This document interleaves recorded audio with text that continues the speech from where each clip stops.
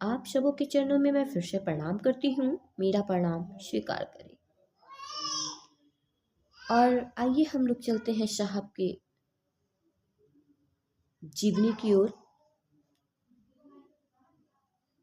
साहब की कुछ यादों को ताज़ा किया जाए। यह बात है सन 1974 की। साहब कहते हैं, उन दिनों मैं पटना में कानून का विद्यार्थी था। पटना के आसपास के शमशानों में रात गुजरती थी, बस निरर्थक और अनावश्यक। इसी क्रम में आरा बिहार का भोजपुर जिला मुख्यालय शहर के गांगी श्मशान में भी साधना के लिए प्रायः जाया करता था। नवंबर महीने की एक आधी रात में शमशान में एकाकी बैठा बीते आध्यात्मिक जीवन का लेखा जोखा कर रहा था। बीते दिनों की व्यथा का दंश दे रहा था। सब कुछ नैराश्य भरा। उम्र के लगभग 25 वर्षों में 14 वर्षों तक पूजा पाठ, योग एवं तंत्र की मिलित साधना।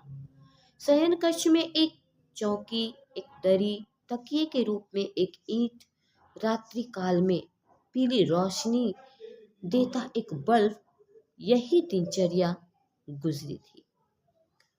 लौकिक कोई संकट नहीं था, किंतु मानसिक एवं अलौकिक अनेकों यातनाएं। हार कर रोने की मेरी आदत नहीं, इसीलिए सोया नहीं। खुली आंखों के आगे शमशान का भयावह अंधेरा और बंद आंखों में शीशे के टुकड़ों जैसा चुभता बर्फीले ऊंचे पहाड़ से फिसले व्यक्ति का दर्द। हताशा की हिलोरों के मध्य अशांत मन अभी भी कुछ अलौकिक जानने की अधमरी इच्छा समेटे था, किंतु निविड़ अंधकार के अलावा कुछ भी दृश्य नहीं था। अचानक एक विचार मन में आया कि सारे शरीरधारी गुरुओं का कहना है कि गुरु भगवान होते हैं।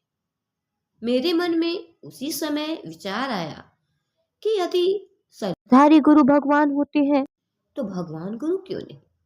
अपने पिता से सुन रखा था कि भारत में शिव को भगवान कहा जाता है। मैंने तत्क्षण भगवान शिव को अपना गुरु मानने का संकल्प लिया। मुझको लगता था कि मैंने लाचारी में शिव को भगवान समझकर गुरु माना है और वे शरीर में नहीं है। विश्वास का चूर्ण विचूर्ण हो चुका था। विभिन्न प्रकार की पूजा और तथाकथित साधनाओं के भंवर जाल में मैं अत्यंत कठिनाई से निकल पाया था। भगवान शिव को अपना गुरु बनाना मात्र मेरे मन का गणित था। पूरी तरह अविश्वास भरा मेरा मन समझता था कि मेरी यह तार्किक मान्यता है। धीरे धीरे समय बीता और मेरी काल्पनिक मान्यता यथार्थ का रूप लेने लगी। मैंने मात्र चमत्कार सीखने के लिए शिव को गुरु बनाया था। बिना कुछ किए मेरे साथ चमत्कार की घटनाएं घटने लगी। तत्समय मुझे इस बात की जानकारी नहीं थी कि भगवान शिव ही आदि गुरुओं के गुरु हैं, जगत के गुरु हैं।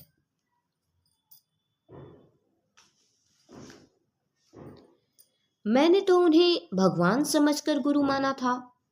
उस समय मेरे मन में शिव के प्रति ना कोई श्रद्धा थी और ना कोई विश्वास। विचारों के गणित पर आधारित एक व्यवस्था थी।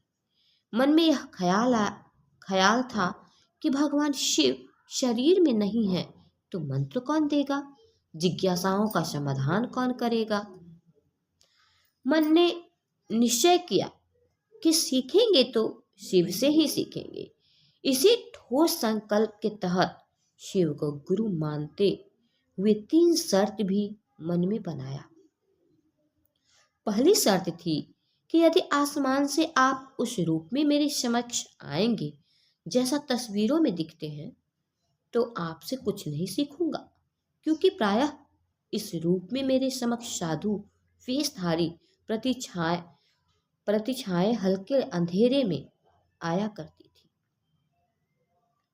और धार्मिक बातें करती थी।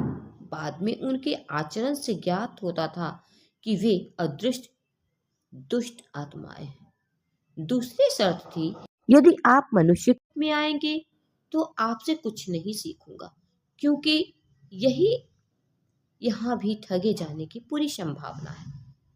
तीसरी थी कि अब कुछ नहीं करूंगा, पूर्व के गुरुओं द्वारा बताई गई क्रियाओं को नहीं करूंगा। अब जो आपके द्वारा बताया जाएगा वही करूंगा। इसके बाद आगामी 1 वर्ष की कालावधि में भोगी हुई मर्मांतक पीड़ा स्मृति पटल पर आज भी है। तो आज हम लोग यहीं तक रहने देते हैं, फिर इसके आगे की वीडियो में बताऊंगी। और फिर से मैं आप सबों के चरणों में प्रणाम करती हूँ। मेरा प्रणाम स्वीकार करें।